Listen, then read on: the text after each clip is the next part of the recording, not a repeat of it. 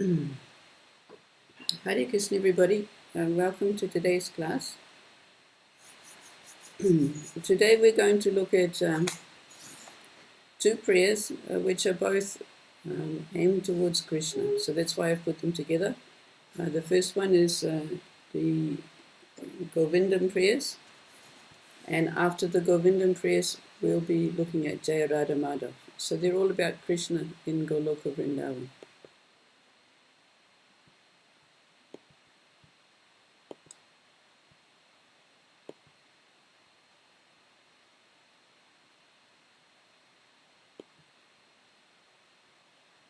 So first we're going to play this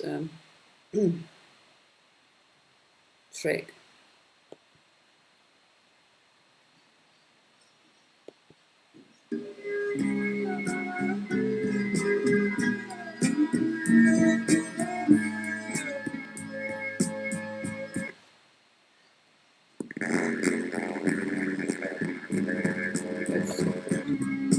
Amaham bhajami Govindam Adipurusham. Amaham bhajami Govindam Adipurusham. Amaham bhajami Enam kanvam dhamaravindanalaya taksham Bhagavatam samasitam buddhasundaram Kandar akom vikamaniyam visheshashobham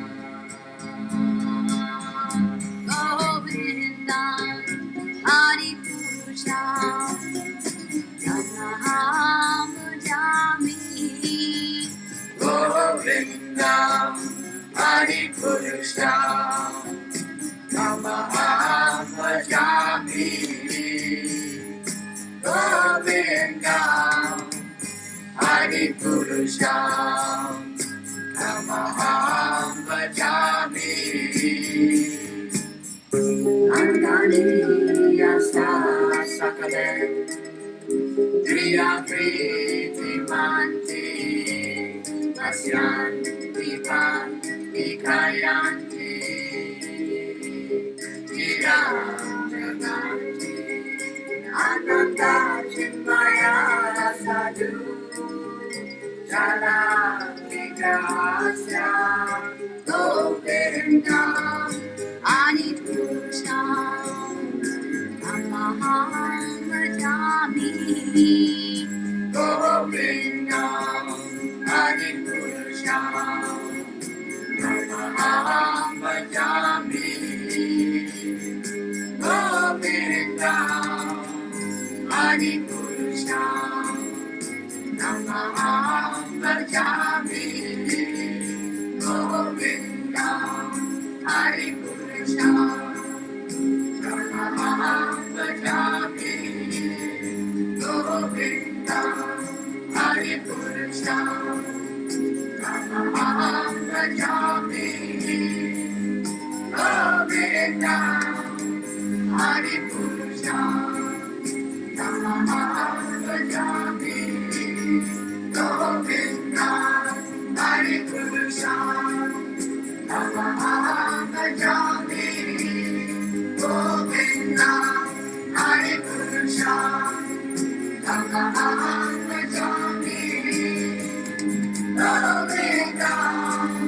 Adipurusham Amaham bhajami Govindam Adipurusham Amaham bhajami Govindam Adipurusham Amaham bhajami Govindam Adipurusham Amaham bhajami.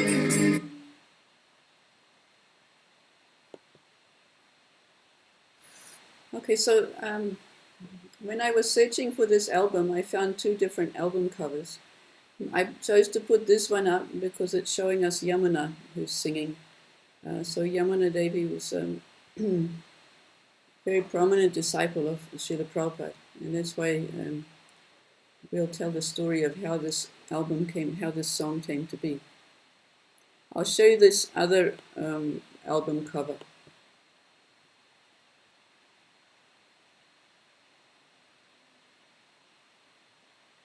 If we can, if it'll load.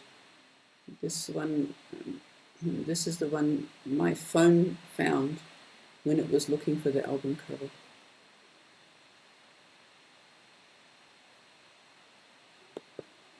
Okay. So maybe we won't. The computer's decided to go slow today.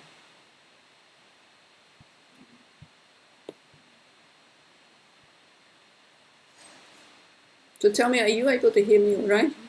Because my computer's going slow. Yes, ma'am. Okay, that's good. Here it is. We'll just go past the air.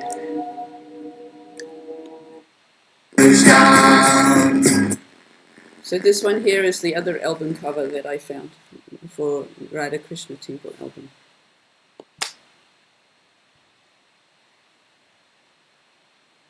Okay.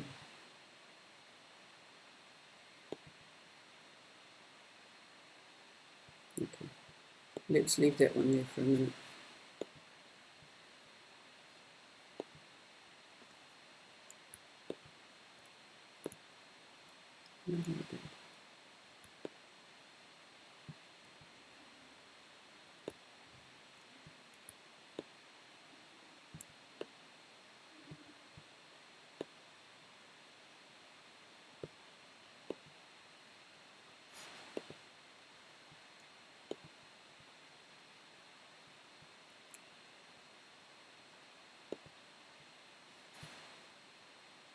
Okay, so first, a little story about how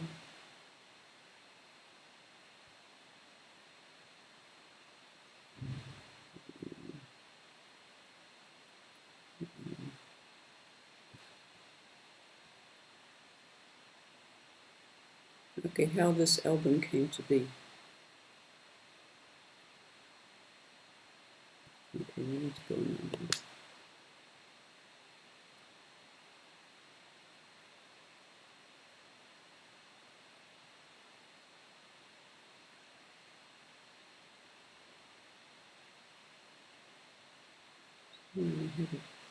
Okay, so originally these two verses, many of you know, these verses were sung by Yamuna Devi when the original three couples went to England.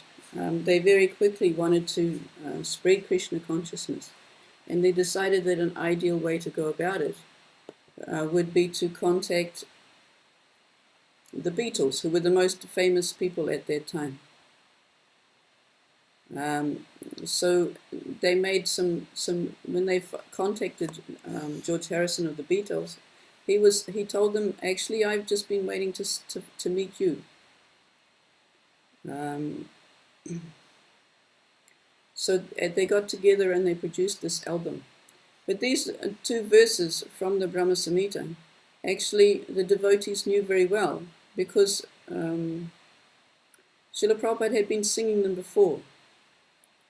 So before Srila Prabhupada introduced Jaya, Radha, Madhava for his class, he was singing these two verses from Brahma Samhita. I found some audio clips with him singing them. So once these devotees had put out this single, I think I'm not sure that the album came first or the single Govindam came first. It was also put out separately as a single, I believe. So after it came out, the devotees in London sent it to Srila Prabhupada, who was at that time in Los Angeles. And the devotees played it for Srila Prabhupada, and he liked it so much that he said it should be played in every temple around the world every morning for darshan. Now, I had another memory of that from one of the other devotees. I think one of the devotees from London, maybe Shamasundar or even Yamuna herself, who said that when it actually got to Los Angeles, there was a whole discussion amongst the brahmacharis how they'd heard that a brahmachari shouldn't listen to a woman's voice. So the brahmacharis thought we shouldn't play this Govindam prayers because it's sung by a woman. There is another quote you'll find where a brahmachari goes to Srila Prabhupada and asks, Prabhupada, can we play some other music and not this tape that was made by some woman? And Prabhupada replies that this isn't just an ordinary woman. She's actually very elevated. She's a Vaishnavi. And Prabhupada at one time told the devotees she was very elevated Vaishnavi. She was on the platform of Madhava. But according to one memory that I heard, this discussion about whether we should play this tape was before Prabhupada had even heard it. The devotees in the temple were thinking, shall we play it for Prabhupada or shall we not play it for Prabhupada? And in the end, somebody put it on. Somebody decided to put it on for darshan. So Prabhupada listened to it, and he loved it so much he got quite emotional because he really loved these two verses. So for this, this is why we play it everywhere all over the world in our temples, rather than singing. Some people think we should always be singing kirtan, but this album we play because Prabhupada asked for it.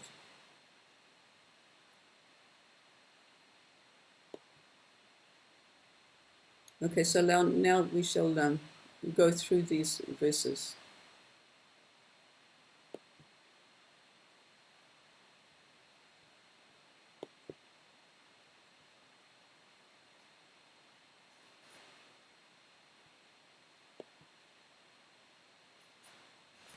And I've got some nice purports from Srila Prabhupada where he talks about the real significance of these verses and why they're part of our program. They give us some very special information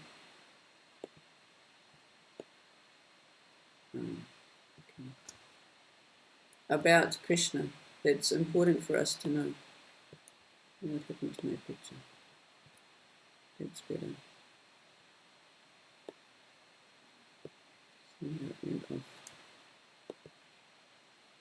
Okay, so now you should be able to see it okay.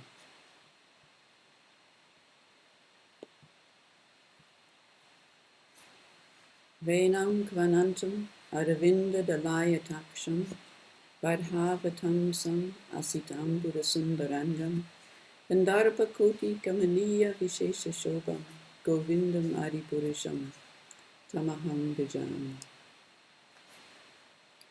Venam, the flute, kvanantam, playing, aravinda dala, like lotus petals, ayata, blooming, aksham, whose eyes, barha, a peacock's feather, avatamsam, whose ornament on the head, asita, ambuda, tinged with the hue of blue clouds, sundara, beautiful, angam, whose figure, kandarpa, of cupids, koti, millions, kamaniya, charming, vishesha, unique, shobham, whose loveliness, govindam, Govind, adipurisham, the original person, tam, him, aham, I, bhajami, worship.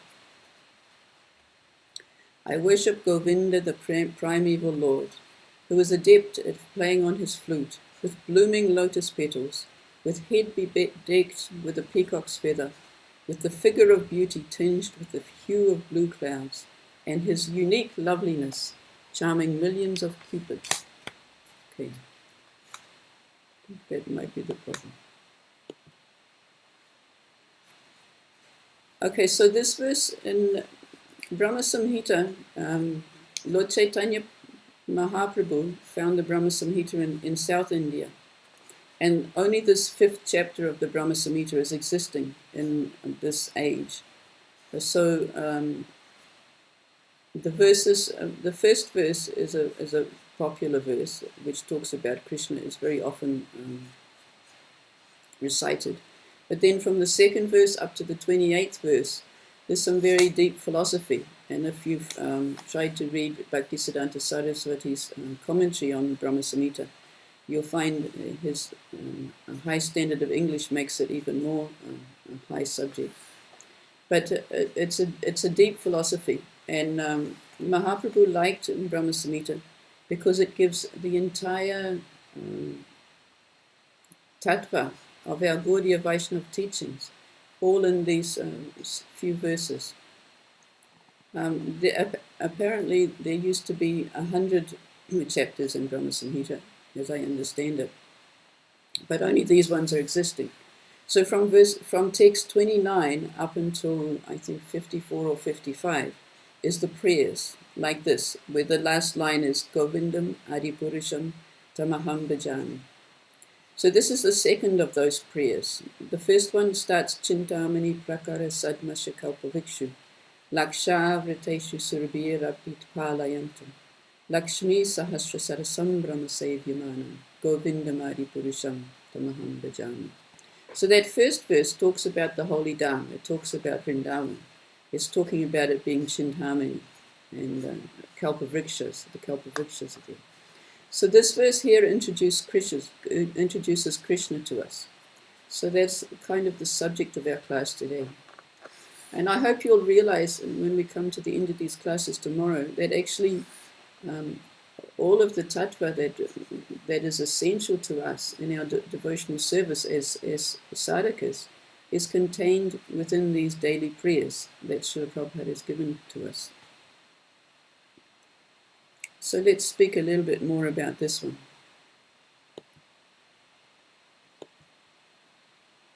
I find the right purport.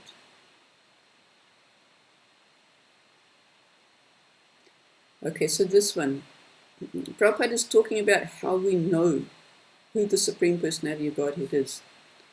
We'll discuss a little bit more when we've read Srila Prabhupada's purport, but there's some very important points that Prabhupada is bringing out that will help us to understand Krishna and not just think of him as being some mythological figure, some powerful person in the history.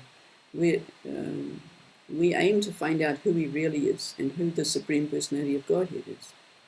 So Prabhupada says we get information from the Shastras, just like we get complete information of the sun globe from the geography or from authoritative sources like the scientist, astrologer, astronomer, mathematician. So similarly, you get information of what is the form of the individual soul and what is the form of the Supreme Personality of Godhead. They are there, but his form is not like your form or my form. Brahma Samhita says, this is the first verse, Satchitananda Vigraha. His form is full of bliss, full of knowledge, and eternal. So Sat means eternal, Chit means knowledgeable, full of knowledge, and Ananda means blissful. But this body, our body, it is neither eternal, neither full of knowledge, neither blissful. So we can distinguish what is the form of God. Sat Chit Ananda. Sat means eternal, Chit means full of knowledge, and Ananda means full of blissfulness. So this body is not blissful, eternal, or full of knowledge. It is full of ignorance and full of miseries and not permanent. It is temporary. So God doesn't have such a body. Therefore, sometimes the Vedic literature says formless. Formless means the form you can conceive at the present moment. God hasn't got that type of form. But when he descends like you and me, that is by his mercy. And the Bhagavad Gita says, Paritranaya sadhunam vinashaya chaduskritam. That means he's coming to protect the devotees and to destroy the demons. And so Prabhupada's got a picture there, which we had on the first thing. Let's go here, just for a minute. He says, just like this picture. This picture is not, it is not to be taken that this picture is not God. God is the picture. The picture of God is also God. The picture of Krishna is Krishna. The sound, the name Krishna, that is also Krishna. But just to give us facility to understand, you do not think that this picture of Krishna is painted by some artist's imagination. No, it is not. Well, we're looking at a deity, but anyway, no, it's not imagination. There is a description in the scripture of what is Krishna. Venam kvanantam aravinda dalayataksham parhavatam samasitam buddhasundarangam kandarpakoti kamaniya vishesha shobham Govindam adipurusham tamaham bhajami. Venu means flute. He is playing on the flute. Venam kanvantam aravinda dalayataksham. Aravinda means lotus petal. His eyes are so nice, just like lotus petal. Venam kvanantam aravinda dalayataksham barhavatamsam. Barhavatamsam means peacock feather. You'll find Krishna and Vishnu. He is very fond of this peacock feather. Everywhere you'll find the peacock feather. Barhavatamsam asitam buddha sundarangam. And his color is a cloud, a darkish cloud. Asitam Buddha. Ambuddha means cloud, and asita means blackish. Sundarangam, and still he is so beautiful. Venam kvanantam aravinda dalayataksham barhavatam samasitam Buddha sundarangam. Kandarpakoti. He is so beautiful that he surpasses the beauty of millions of cupids. Cupid is supposed to be very beautiful. Cupid impels lust.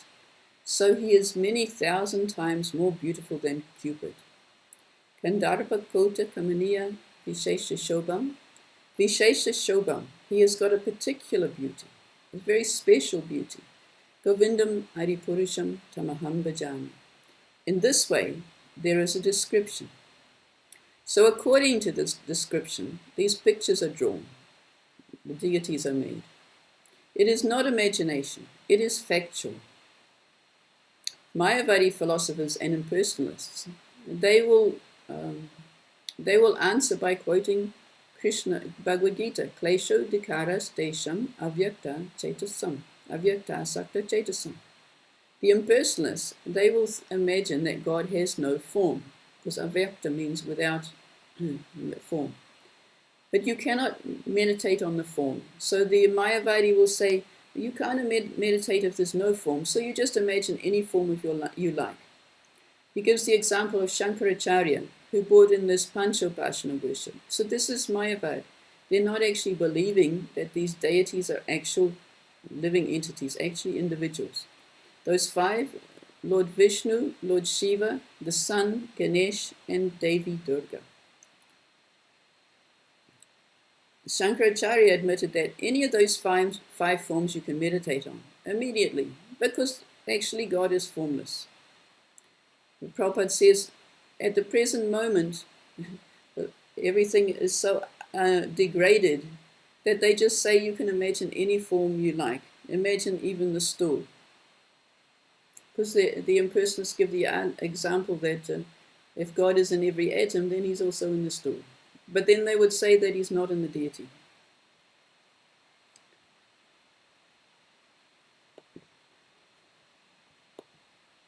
So just a thing about authorized deities, when Prabhupada's talking about the authorized form of the Lord, you know that most of these main deities here in Vrindavan were made by Vrajanag, who is a great-grandson of Parikshit Maharaj, I think, or grandson. And so he made these deities using the description of Uttara, who was still existing at that time. So Uttara knew Krishna. Uttara was, we spoke about her in the prayers that we were offering yesterday. She knew Krishna, she came after the battle because she was the mother of she was the wife of one of the Pandavas, and she was the mother of some of the children. So she came running. But my grandchild is still existing. My child is still existing in my womb. Who's the grandchild? Who was Parikshit Maharaj. And so she was still existing at that time when Vrajana made these deities. So he made them exactly according to Uttara's description. So actually they were described, this description was given directly by someone who knew Krishna. So now we go on to the second verse. Angani yasya sakalendriya vrittimante pasyanti panti kalayanti chiram jaganti ananda chinmaya sadyujvala vigrahasya Govindam Haripurusham Tamaham Bhajami. You'll notice when you listen to the tape, there are a couple of pronunciation errors in Yamana's singing. But Srila Prabhupada has written in the Srimad Bhagavatam, first canto in the 5th chapter, with the description of this discussion between Narad Muni and Vyasadeva, how even if there are faults in a Shastric description, it is considered perfect because it's showing us the supreme truth. So Angani, the limbs, Yasya, of whom, Sakala Indriya, of all the organs, Vritti Manti, possessing the functions, Pasyanti, see, Panti, maintain, Kalayanti, manifest, Chiram, eternally, Jaganti, the universes, Ananda, bliss, Chit, truth, Maya, full of, Sat, substantiality, Ujjvala, full of dazzling splendor, Vigrahasya, whose form, Govindam, Govinda, Adi Purusham, the original person, Tam, him, Aham, I, Bhajami, worship. I worship Govinda, the primeval Lord, whose transcendental form is full of bliss, truth, substantiality, and is thus full of the most dazzling splendor. Each of the limbs of that transcendental figure possesses in himself the full-fledged functions of all the organs, and eternally sees, maintains, and manifests the infinite universes, both spiritual and mundane. So this verse is telling us even more about the way we can understand Krishna's body as compared to our own. It's completely different from our body.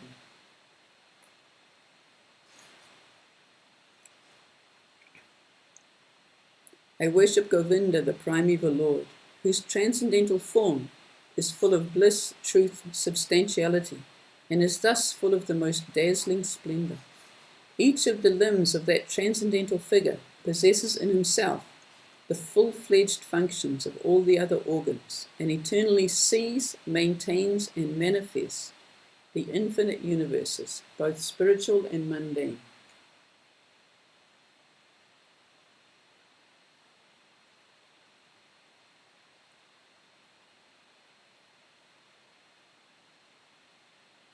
So this is verse number 32.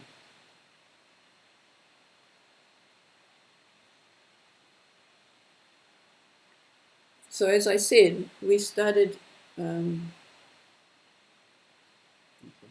go back. The verse that's quoted in the last purport is the first verse. Ishvara Paramas Krishna Satchit Ananda Vigraha Anadir Govinda Sarva Karana Karana. Krishna, who is known as Govinda, is the supreme Godhead. He has an eternal blissful spiritual body. He is the origin of all, and he has no other origin. He is the prime cause of all causes. So here, is the eternal blissful spiritual body is repeating again and again, because it's so important for us to understand that Krishna was no ordinary human being. Even the Christians say that humans are made in the image of God. He is the origin of all, and he has no origin himself, no other origin. And he's the prime cause of all causes. So because he's the supreme, he's the original, there is no one who caused him. He is simply exists in himself. Of course, when we talk about cause and effect, we get tied up into a material view of thinking of cause and effect in terms of something happened first and something happened second. But in the spiritual world, things are eternal, like the living entities are eternal and Krishna is eternal. Yet he is the cause of the living entities. And similarly with the spiritual with the material worlds. Now let's go through to where we are now, at the beginning of these prayers. I'll just read them in order, just so that you can understand these first few. Chintamani prakara sadmashukalpa vrikshu lakshavriteshu surabhira pipalayantam lakshmi sahasra satasambrama sevyamani Govindam Aripurusham Tamaham Bhajami. I worship Govinda, the primeval Lord, the first progenitor who is tending the cows, yielding all desires, in abodes built with spiritual gems, surrounded by millions of purpose-fulfilling trees, always served with great reverence and affection by hundreds and thousands of Lakshmis or Gopis. In that first verse, Vainam Kvanantam Aravinda Dalayataksam Garhavatam Sam Asitam Buddhasundarangam Kandarpa Koti Kamaniya Vishesha Shogam Govindam Aripurusham Tamaham Bhajami. I worship Govinda, the primeval Lord, who is adept at playing on his flute, with blooming eyes like lotus petal and head bedecked with a peacock's feather, with a figure of beauty tinged with the hue of blue clouds, and his unique loveliness charming millions of cupids.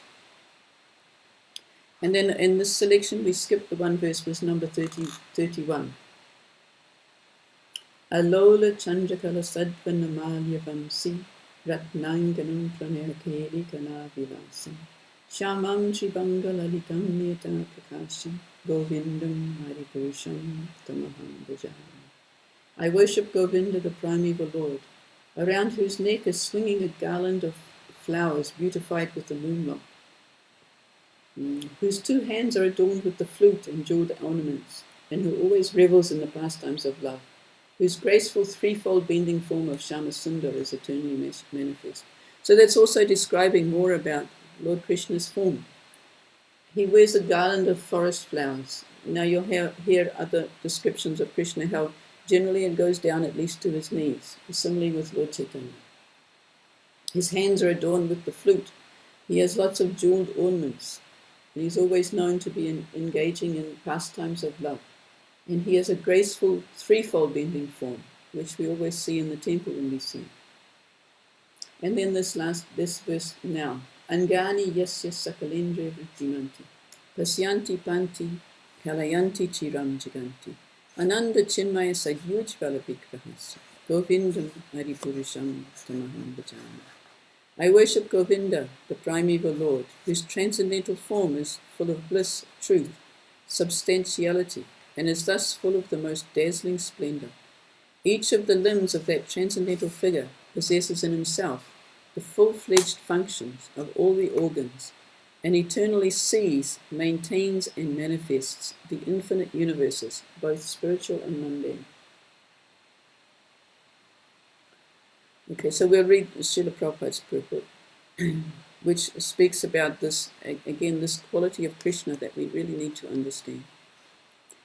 This verse is particularly important because it describes the significance of Satchitananda Vigraha, which is from 5.1. The Lord's body is Satchitananda. His body is not like ours. Our body is Achit, Asat, Achit, and Nirananda, just the opposite. Asat means it will not exist, it's temporary. Achit means it's full of ignorance, and Nirananda Nirananda means full of miseries. These are the three qualities of our body, whereas the Lord's body is Sat Chit Ananda. It is eternal, full of knowledge and full of bliss. Our body and ourselves, my body and myself, are different, but the Lord and the Lord's body is absolute. The Lord's body is the same as Him. So that description is given here. Angani yasya sakalendriya vrittimanti. The Lord is not impersonal. He has got His form. But we have to understand what sort of form. We should not consider that whenever there is a question of form, the form must be like us. That is simply foolishness. His form is completely different. Like we have explained, His form is Satchit Ananda Vigraha. And this present material body, is Asat, Achit, and Nirananda. So completely different, completely opposite. His form, the different parts of His body, as described in the Vedas, Apani Pado Javano Grahita Pasyati. He has no hands and legs, still He can accept anything you offer to Him. In the Bhagavad Gita, we also find that. Patram pushpam palam toyam yo me bhaktya prayachati tadaham bhaktupahritam asnami prayatatmanaha. My devotees, they will offer. The Lord is not in need of our offering, but still, He is so kind if we offer Him something. Patram pushpam palam toyam. Not that we have to offer Him very luxurious things, very high value things. He says that even a leaf, patram, a piece of flour, patram pushpam, a piece of fruit, and a little water. That means these four things can be secured by any poor man in any part of the world.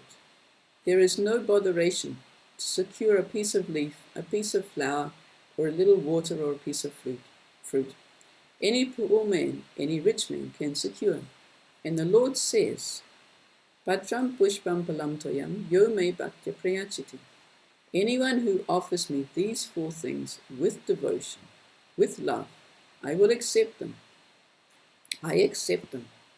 So tad aham bhaktya pahritam asnami, because that is secured with sincere love for me. The Lord accepts our love.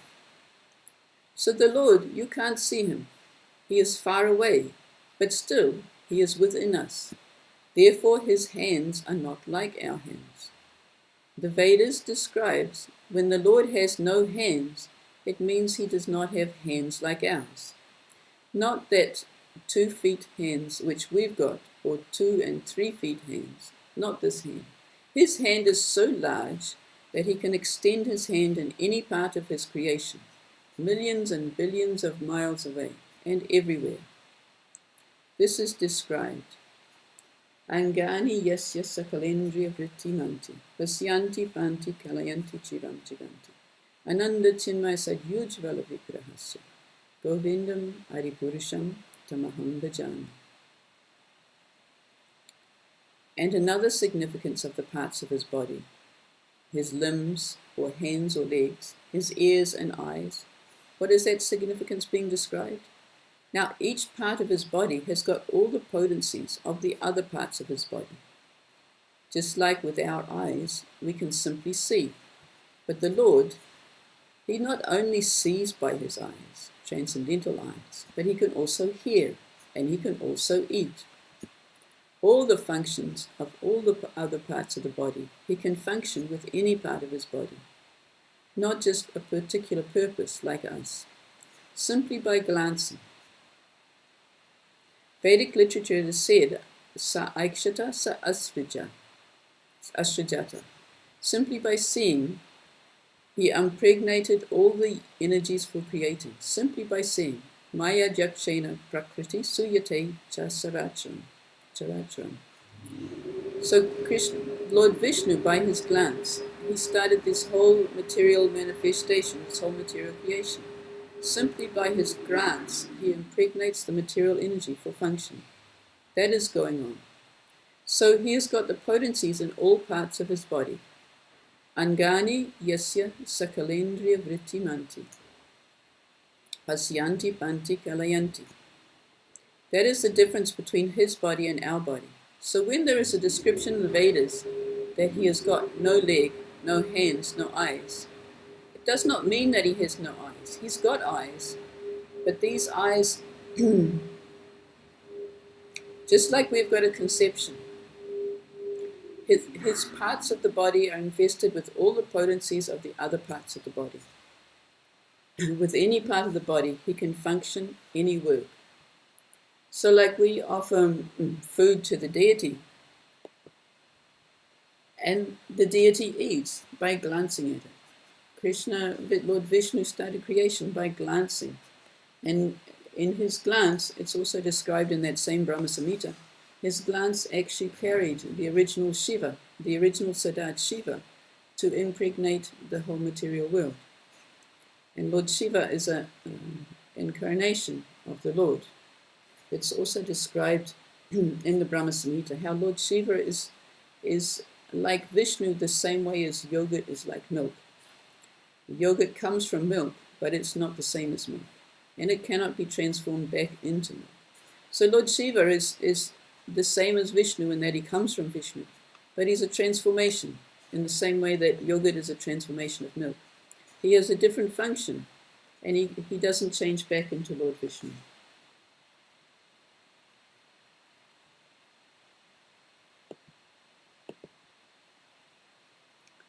So here at this point, does anyone want to ask any questions or give any comments on this?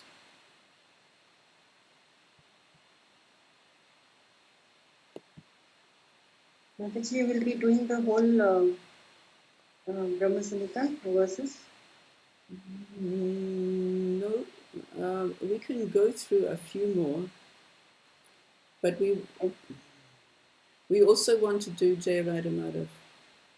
Okay, ma'am. We can go through a few more because they're very nice verses. I'll just read them without the word for word. I'll just read the verse in the translation. Okay.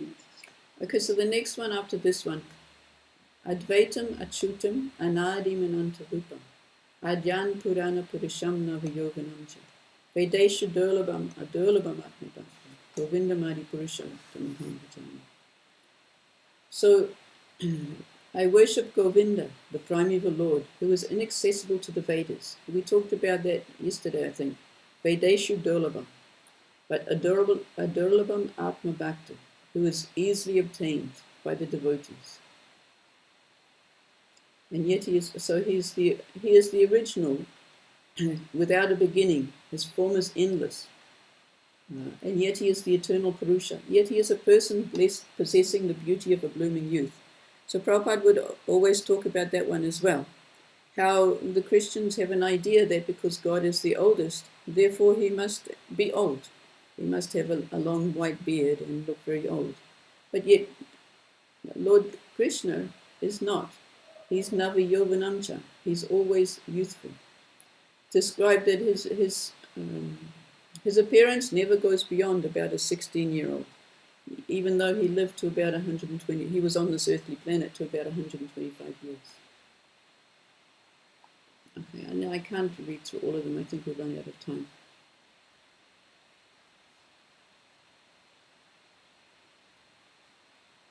Because there's a whole lot of philosophy to speak about. There's another one that Prabhupada talks about. This one also. So this one talks a little bit about Krishna in the text 37. Ananda Chinmaya Rasa Pratibhavitabis Tabirya Eva Nija Rupataya Kaladi Goloka Eva Nivasyatya Kilatma Bhuta Govindam Adipurusam Tamaham Vijayam. I worship Govinda, the primeval Lord, residing in his own realm, Goloka, with Radha, resembling his own spiritual figure, the embodiment of the ecstatic potency possessed of the 64 artistic activities, in the company of her confident Sakhis, embodiments of the extension of her bodily form, permeated and vitalized by his ever blissful spiritual rasa. So here it's describing how Lord Krishna is in Goloka Vrindavan with Radha, And not that Radha is just some girl. It's described that she is the embodiment of the ecstatic potency. She actually comes from Krishna. She expands from Krishna when he wants to perform pastimes. Then Radharani is his expansion. And in the company of her confidence, who are embodiments of the extension of her bodily form. So all of the other gopis in Vrindavan are also expansions from Radharani. It's not that we've got a whole lot of different girls, though they come as different individuals with different moods for service. But it's not that there's a competition because they're all different. And then they're engaged in the 64 arts, is also described here. And that's a very long purport because it describes the whole 64 arts. And then this verse is also very important for us as devotees, the 38th verse. Premanjana Charita Bhakti Vilochanena Santa Sadeva Hridayeshu Vilokayanti Yam Shama Sundaram Achincha Gunasarupam Govindam Hari Purusham Tamaham Bhajami. I worship Govinda, the primeval Lord, who is Shama Sundar, Krishna himself, with inconceivable, innumerable attributes, whom pure devotees see with their heart of hearts, with the eye of devotion, tinged with the salve of love. Now, okay, does anyone have any more questions on this before we go on to Jaya Radha Madhava?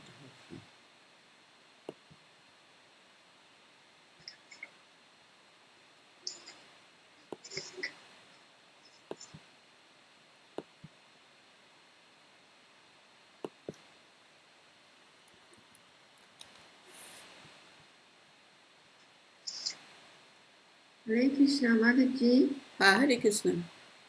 Yeah, we learned this Govindam, and then which verse is in Brahma Samhita? So these verses are, the Brahma Samhita has many verses, and this Govindam prayers are verses 30 and 32 of the Brahma Samhita. Okay, thank you. Thank you. Now,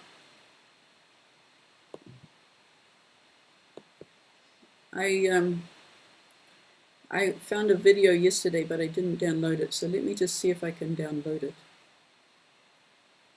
Download. Okay, here's download button. Let's see how long it will take.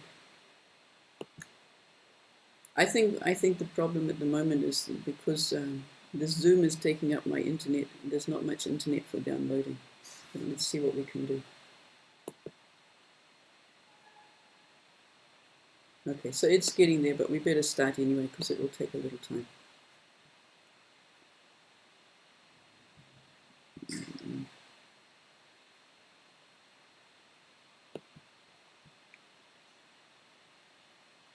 Okay, so let's talk about first how Jaya Radha Madhava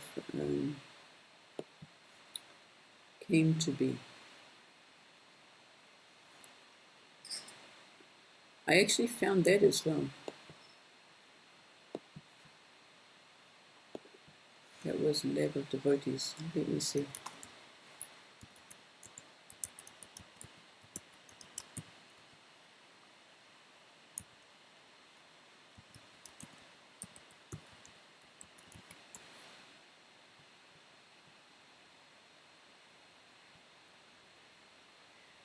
This one, I think.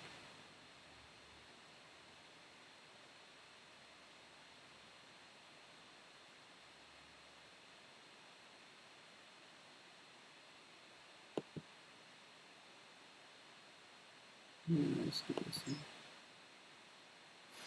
Oh, I put it in the folder. Let's have a look.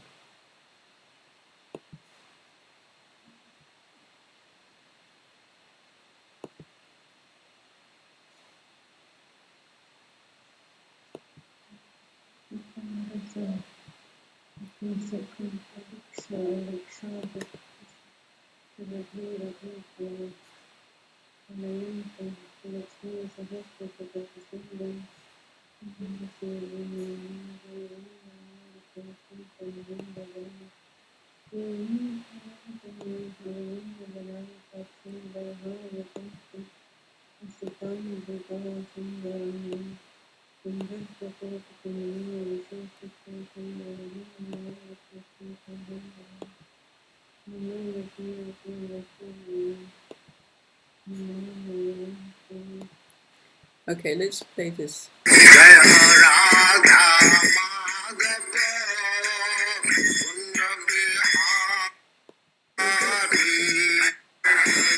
Okay, Jaya Radha. it's missed our picture. Let me try something else.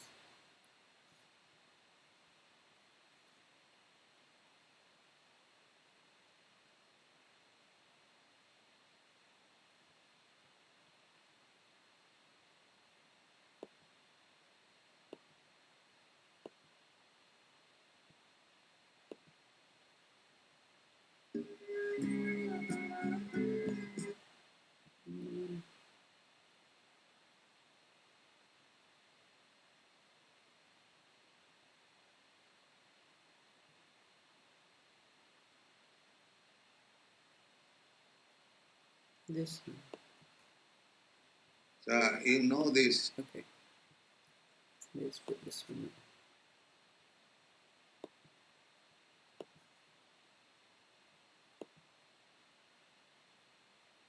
Oh.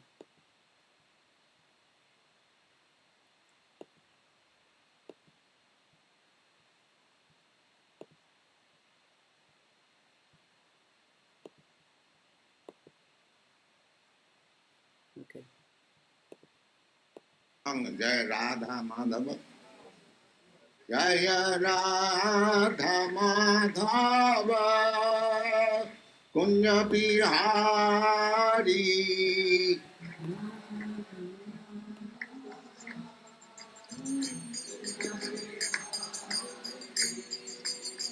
Gopijana Vallabha Girivaradhari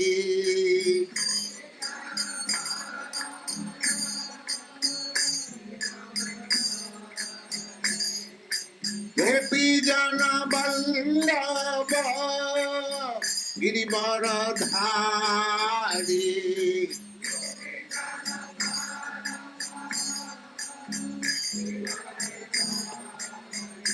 Jaya Radha Madhava Kunya Bihari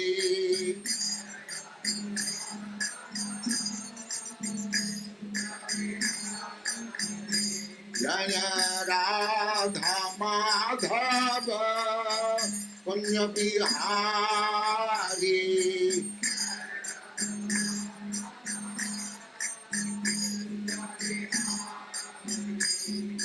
Gopijana Vallabha Girivaradhari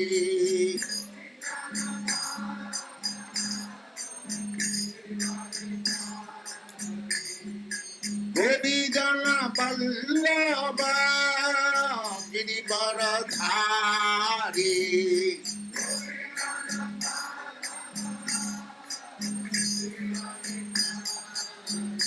Jaya Radha Madhava Kunya Bihari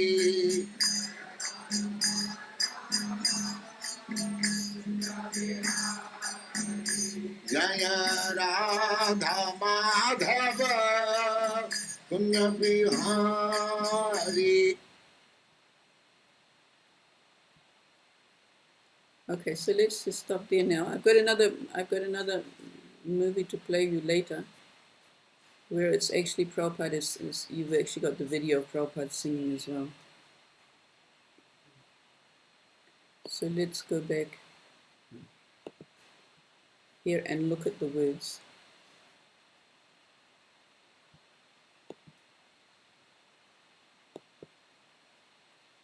And Srila Prabhupada's purport. Because the description of how it came about is filled with these words. So we may as well read these words first. The title, it's from Gitavali, Jaya Radha Madhava. It's from Bhakti Vinod Thakur. Jaya Radha Madhava, Kunja Bihari, Gopi Jana Vallabha, Giri Varadhari, Yashodanandana, Raja Jana Ranjana, Yamuna Tira Vanachari. Jaya, all glories to Radha Madhava, Radha and the Lord of Sweetness. Kunja Bihari, he who enjoys loving pastimes in the groves of Vrindavan. Gopi Jana Vallabha, the lover of the cowherd maidens of Raj. Giri Varadhari, the holder of the great hill named Govindam. Yashodanandana, the beloved son of Mother Yashoda. Vraja Jana Ranjana, the delighter of the inhabitants of Vraj. Yamuna Tira Vanachari, who wanders in the forests along the banks of the river Yamuna. Krishna is the lover of Radha. He displays many amorous pastimes in the groves of Vrindavan. He is the lover of the cowherd maidens of Vraj, the holder of the great hill named Govindam, and the beloved son of Mother Yashoda, and the delighter of the inhabitants of Vraj, and he wanders in the forests along the banks of the river Yamuna. So the note in the songbook by Achyutananda Prabhu says Srila Prabhupada was very fond of this song and sang it just before his lectures. In Allahabad and Gorakhpur, Srila Prabhupada fell into a trance after singing the first two lines. After some time, he came back to external consciousness and said, now just chant Hare Krishna. So Srila Prabhupada described that this song is a complete picture of Vrindavan. Everything is there. Srimati Radharani is there, Vrindavan is there, Govardhan, Yashoda, all the cowherd boys, everything in Vrindavan was there. Now I've got two descriptions of when Srila Prabhupada introduced Jaya Radha Madhav, and then there's a purport from New York. So the first one is from Prabhupada Leelamrita, and then I've got the purport of the actual event itself from the class. So every morning, this is in Gorakhpur in 1971, February 14th, 1971.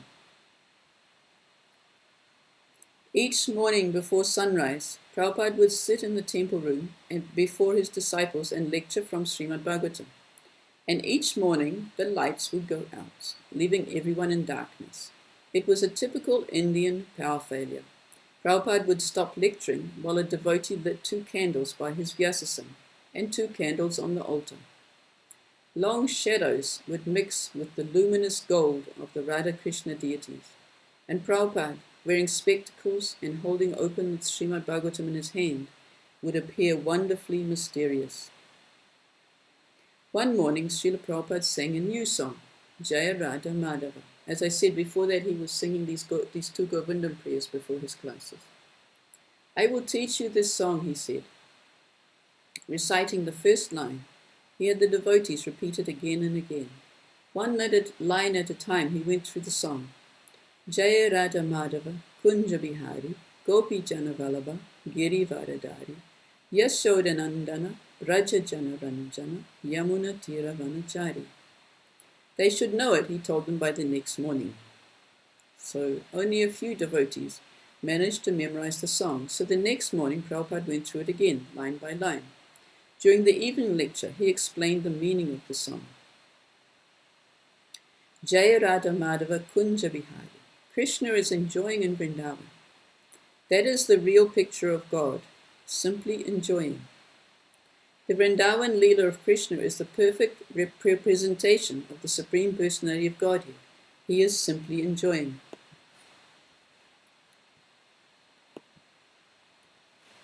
So there was one German philosopher who came to India looking for God. And he traveled all around India and he looked in all the temples. He saw all the demigods, he saw Lord Vishnu, he saw everyone else. And he came to the conclusion, it's a famous conclusion. He said, Krishna is the Supreme Personality of Godhead. Because everywhere I go, all these demigods are so busy doing things. But Krishna, what's he doing? He's just playing his flute. So that's the real picture of God, Srila Prabhupada says, simply enjoying.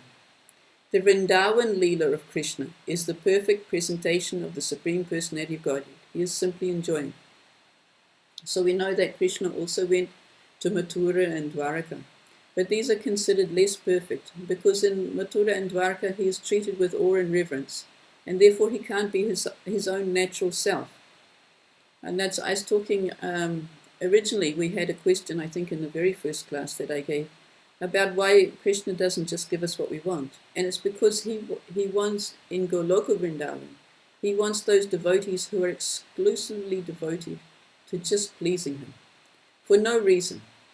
If we know that he's God, there's a tinge of we want to please him because we want something, or we want to please him because out of fear. Out of fear, it's said that the wind blows. Because God is, if he's in control, then we have to stay on his right side. But in Vrindavan, the gopis, they're not consciously aware that he's God. They simply enjoy with him. All the inhabitants of Vrindavan, the gopis, the cowherd boys, Maharaj Nanda, Yashoda, everyone is simply anxious how to make Krishna happy. They have no other business. The residents of Vrindavan have no other business than to satisfy Krishna, and Krishna has no other business. Yashoda Nandana, Rajajana Ranjana, Yamuna Tira Vanachari. He is acting as a little son of Yashoda, and his only business is how to please the residents of Vrindavan. Yashoda Nandana, Rajajana Ranjana, Yamuna Tira Vanachari. He is wandering in the forest of Vrindavan on the bank of the Yamuna. This is the actual picture of the Supreme Personality of Godhead. But Brahma, Indra, big demigods are also bewildered. Somehow they are mistaken how this cowherd boy can be the Supreme Personality of Godhead. So we know both Brahma and Indra fell into trouble in Vrindavan. Lord Brahma stole all the cows and cowherd boys and calves for a whole year because he was testing how can be this little boy be the Supreme Personality of Godhead. Until Krishna turned into all these calves and calves and cowherd boys, and then when Lord Brahma was watching, he turned them back into the four-handed Vishnu form. So Brahma got completely bewildered. It's called Brahma Vimohan Leela because he was bewildered, and then when he saw Krishna exhibiting his four-handed Vishnu form amongst hundreds of calves and hundreds of cowherd boys, he became even more bewildered. Then after that he realized his mistake and offered prayer. And similarly, Lord Indra was also bewildered. He became envious when Lord Krishna decided to make his father stop worshipping doing his annual Indra worship and worship Govindam Hill instead. So Krishna ended up lifting Govindam Hill for a whole week in order to simply break Indra's pride. He didn't have to do anything in retaliation. After all, Indra was his devotee. It's described that Krishna didn't need to do anything but break Indra's pride. And afterwards, Indra also came to his senses, and he came and begged forgiveness and brought Surabhi with him for protection because he was worried he'd caused such a great offense to Lord Krishna. So,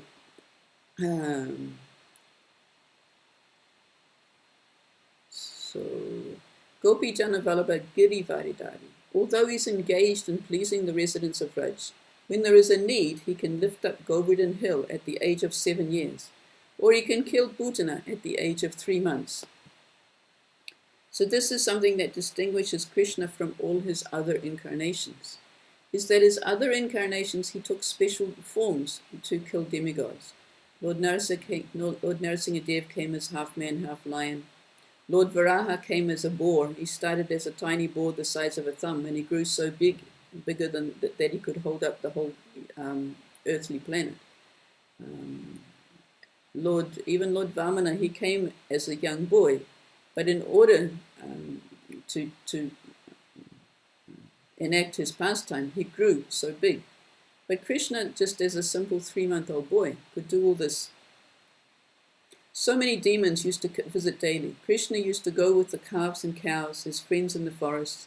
And every day Kamsa used to send a demon to kill him. Agasura, Bakasura, Dinakasura, so many. So Krishna is playing just like a cowherd boy. His supreme mercy, as the supreme personality of Godhead, is never absent there. That is God. God is not created by meditation. God is God. God is never manufactured. We should know this. On the third morning, after introducing Jaya, Radha, Madhava, Prabhupada again sang it with the devotees responding. Then he began to explain it further. Radha, Madhava, he said, have their eternal loving pastimes in the groves of Vrindavan. He stopped speaking, his eyes flooded with tears, and he began rocking his head. His body trembled. Several minutes passed, and everyone in the room remained completely silent. Finally, he returned to his external consciousness and said, just chant Hare Krishna. After that, the Radha Krishna deities of Gorakhpur became known as Sri Sri Radha Madhava.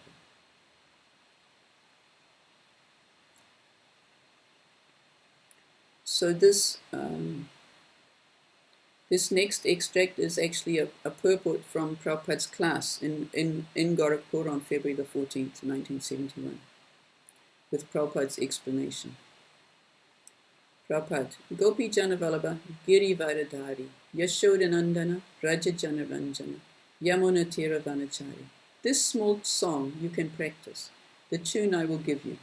And so Prabhupada sings it line for line.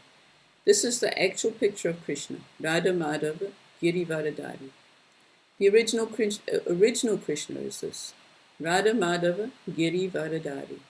Raja Jana Vallabha. His business is to please the inhabitants of Vrindavan. That's all. He has no other business. And Vrajajana also. They have no other business than to please Krishna. That's all. This is the original Krishna.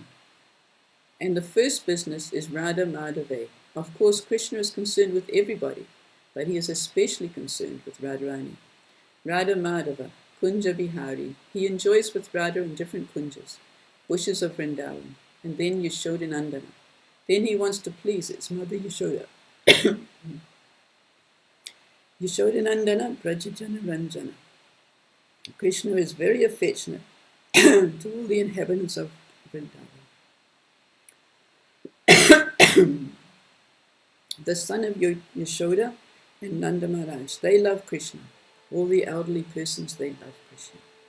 Elderly ladies and persons, they love Krishna. Oh, here is the son of Yashoda and Nanda Maharaj. They're all tenants and subordinates to Nanda Maharaj, because Nanda is the king of Vrindavan. Nanda Maharaj is the chief man in Vrindavan. They are all his subjects. They are so affectionate to Krishna because he happens to be the son of Yashoda and Nanda Maharaj. That is Krishna's business. And at that point, Prabhupada goes into a trance. So next,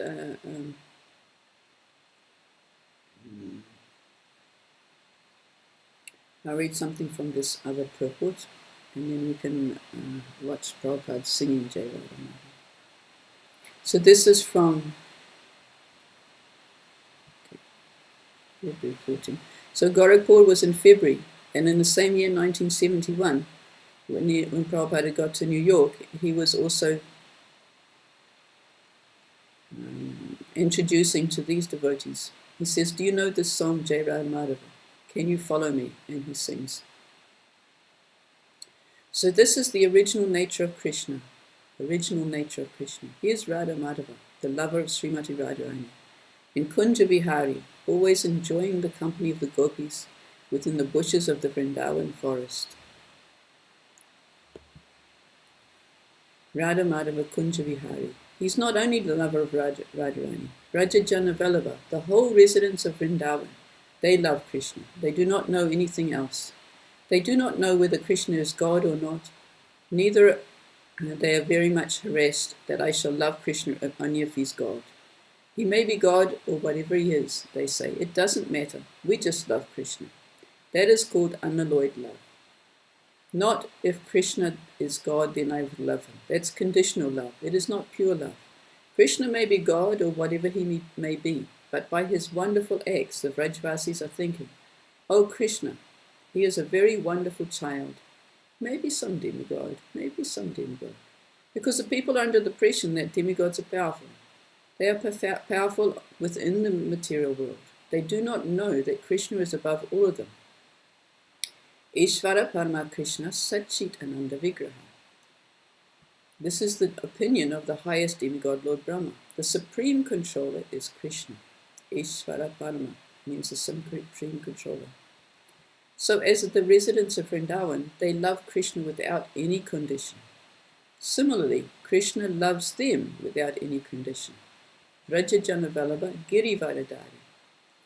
When the inhabitants of Vrindavan were in danger because they stopped Indra Yajna, and Indra became angry, he sent very great powerful cloud and rained over Vrindavan incessantly for 7 days. So when the inhabitants became very much disturbed, Krishna, although he was only a 7-year-old boy, he saved them by lifting Govindam hill. So he taught Indradev, the demigod, that stop your disturbance is the business of simply my little finger. That's all. So Indra came to his knees. These things you'll find in Krishna book. So just as Gopijana Vallabha, his only business is to protect Gopijana, so our Krishna consciousness movement is how to become one of the Gopijana. Then Krishna will save us from any danger, even by lifting a hill or a mountain. Krishna is so kind and so powerful. When Krishna lifted the hill, he did not practice some yoga system. That is God. Although he was a child, playing like a child, dealing like a child, when there was a need, he was manifesting as God. That is Krishna. Not that he has to go and practice some yoga, then he becomes God. No, he's not a manufactured God. He is God. Gopijana Vallabha Girivadadari. As a child, as beloved child of Yashoda, Yashodanandana, Krishna likes to be a child of a devotee. He wants to be chastised from the devotee father and mother. Because everyone worships him, nobody goes to chastise him. So he takes pleasure when the devotee chastises him. So this is the difference between Mathura and Dwarka and Vrindavan. Because they know he's God, they worship him. Even Devaki and Vasudeva, when he appeared in the prison cell in Mathura, they worshipped him. They offered him some very nice prayers. But so this is in the awe and reverence. They never chastised him. Krishna takes pleasure in being chastised. And so this responsibility is taken by devotee. Okay, I shall become your father and chastise you. When Krishna wants to fight, one of his devotees can become Hiranyakashipu and fight with him. So all the activities of Krishna are with his devotees. To become an associate of Krishna, to develop Krishna consciousness, Yashodanandana, Vrajajana Vallabha, Vrajajana Ranjana. His only business is how to satisfy. Vrajajana's business is how to satisfy Krishna. Similarly, Krishna's business is how to satisfy Vrajajana. That is a reciprocation of love. Yamuna Tera Vanachari. Krishna, the Supreme Personality of Godhead, is wandering on the banks of the Yamuna to please the gopis, the cowherd boys, the beasts, the calves. They are not ordinary beasts, calves, or men. They are top of self-realization. There's Krita Punya Puja. This is a verse in Bhagavatam describing the cowherd boys, how they're playing games with Krishna, but after many, many lives, they got their position, after much pious activity. Our Krishna consciousness movement is so nice that everyone can go to Krishna Loka and become his associate, as a friend, or so many other things, as a servant, as a father or a mother, and Krishna is agreeable to any one of these propositions. These things are nicely described in our teachings of Lord Chaitanya. So Krishna does not even step out from Vrindavan. Original Krishna is Vrindavan. This is described in Brahma Samhita. Chintamani prakara kadsad mashukalpa viksha lakshavriteshu surabhira pipalayantam lakshmi sahasra sarasam brahma sevyamana govindam haripurusham tamaham bhajami. Brahma is accepting the Supreme Personality of Govinda Krishna in Vrindavan. Vainam kvanantam aravinda dalaya taksha varhavatam samasitam buddhasundarangam Kandarpa Koti Kamaniya Vichesha Shobha Govindam Adipurusham Tamaham Bhajami. Okay, now. Okay.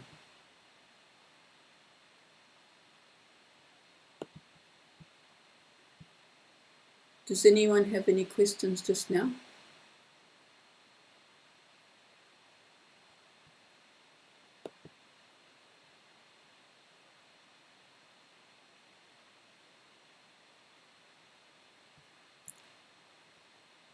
Or comments about today's class? We'll play this last video.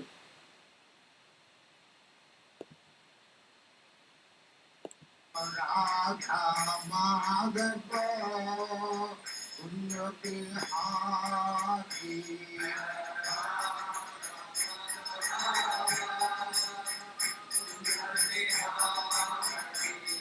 Jaya Radha Madhava Punya Bihari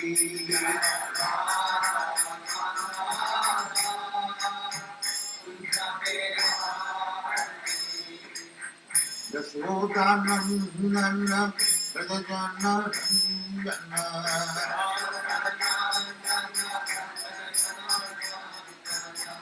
Yasodhanandana Prajanarandana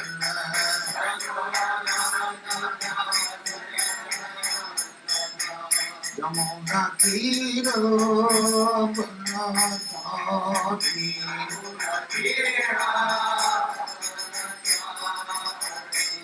Yamuna Tiro Panachati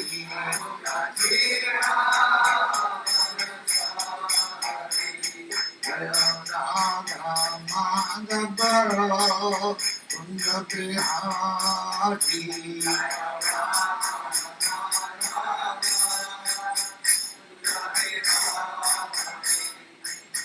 Gopijana Vallabha Girivaradhari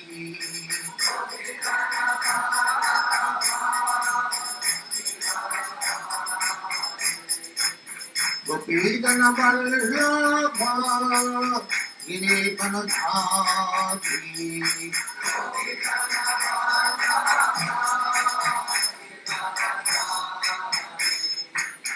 Yasodhanandana Prajanarandana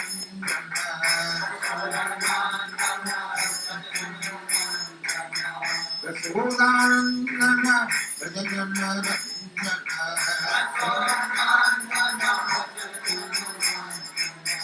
Yamuna Tiro Manojati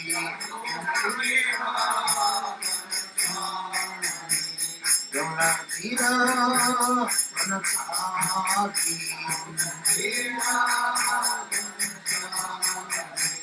Jaya Radha Madhava Bihari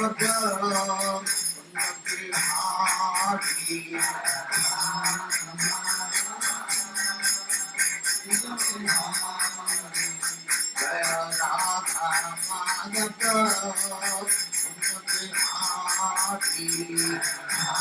Radha Madhava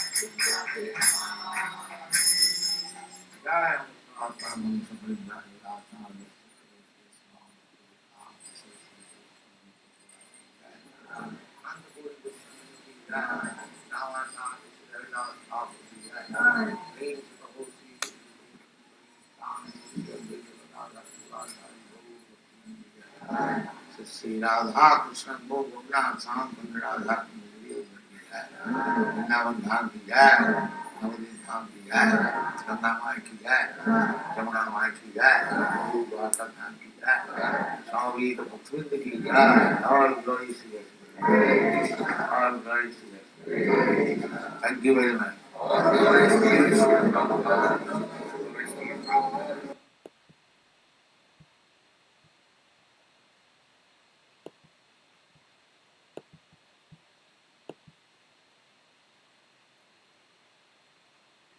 All right, so that's the finish of our class for today. Now, Chatura Mataji, you had your hand up. Did you want to say something now? Sorry, just now I already asked you about the words. Yeah. Oh, okay. All right, thank you.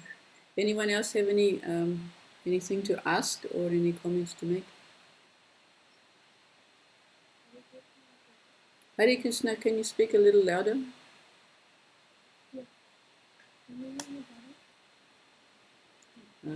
Barely. You're not very loud. How about now?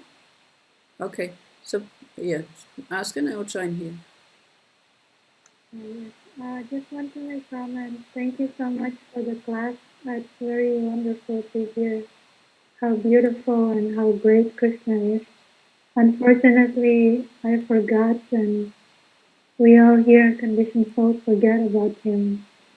So I wish I can remember him again one day. Thank you, Mataji. Thank you very much. That, of course, is what our whole daily program that Srila Prabhupada has given us is all about. Is how to from morning to night and then all 24 hours to remember Krishna by all the things that Prabhupada has given us. We don't need to look outside for extra things. Rather, we can look deeper into what Prabhupada has already given us.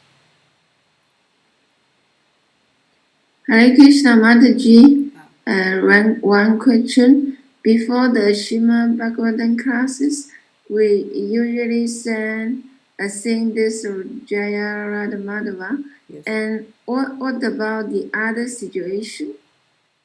Yes, so generally before a class, we sing Jaya Radha Madhava. So no matter Srimad Bhagavatam class or Bhagavad Gita class or the other classes? Generally, there are some special classes where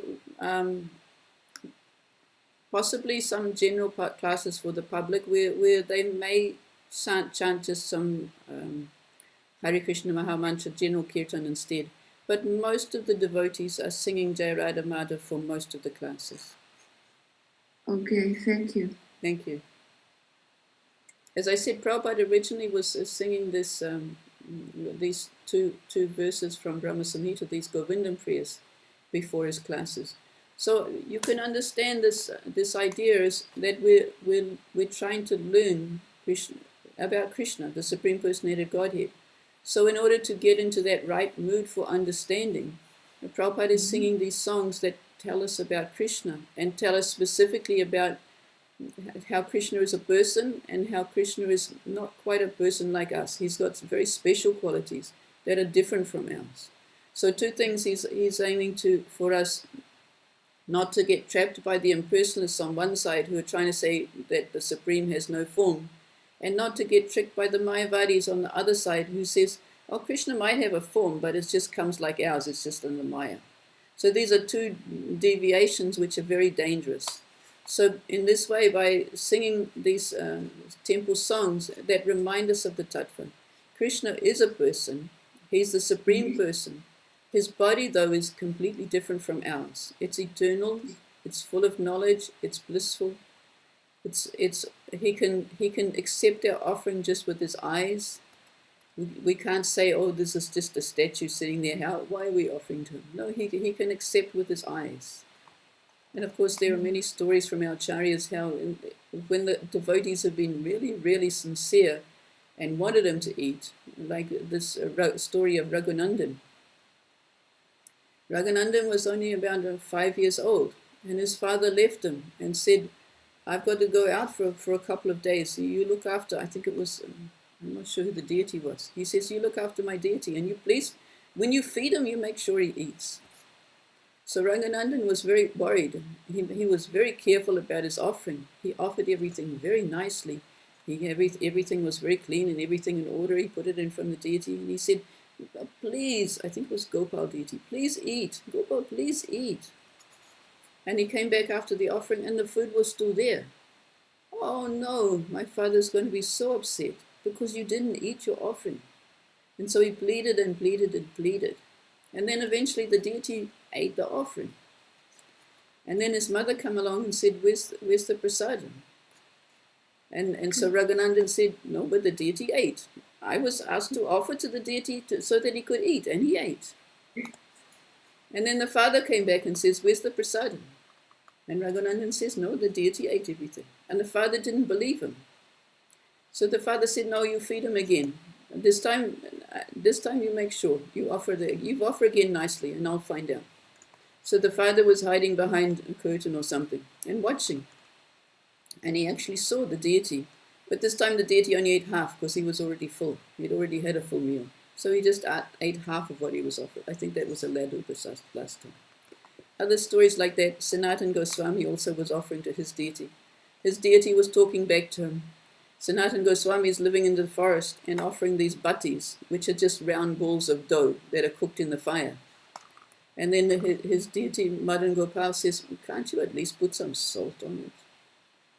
And Sanatan Goswami argues back to him and says, salt, do you know the price of salt? And what, if I offer you salt, then next time you'll want something else. How can I offer you salt?